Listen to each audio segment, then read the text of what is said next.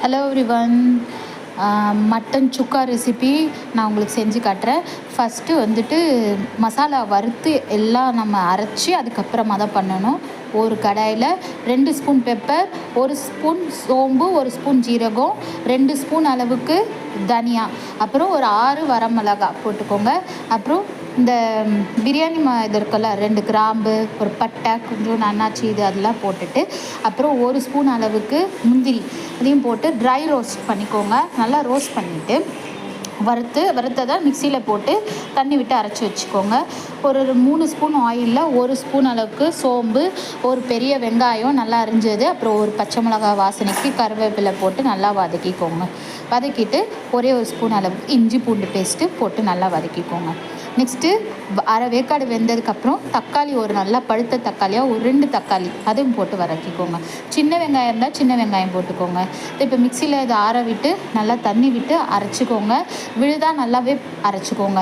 அப்புறம் மட்டன் ஒரு 14 விசில் போல் வச்சு நான் ரெடியாக வச்சுருக்கேன். அதை மஞ்சத்தூள் போட்டு வேக வச்சு வச்சுருக்கேன். ஸோ அது போட்டு வெங்காயம் தக்காளியோட வதக்கிக்கோங்க.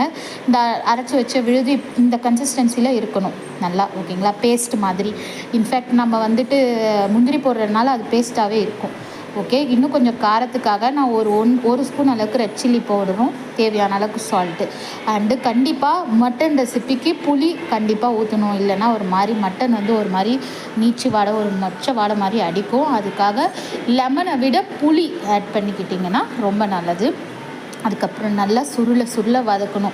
இண்டாலியம் கடாயி இல்லை ப்ரெஷர் குக்கரில் இந்த மாதிரி பண்ணுறப்போ என்ன ஆகும்னா நல்லா கிரேவி நல்லா சுருள வதங்கி வரும். அண்டு இந்த கடாய் 6 வருஷமாக யூஸ் பண்ணுற கடாய் என்னோடது. ரொம்ப பெஸ்ட்டு ஃப்ரெண்டு மாதிரி என்னோட கிச்சனில் யூட்டன்ஸில் இது ரொம்ப பெஸ்ட்டு ஃப்ரெண்டு.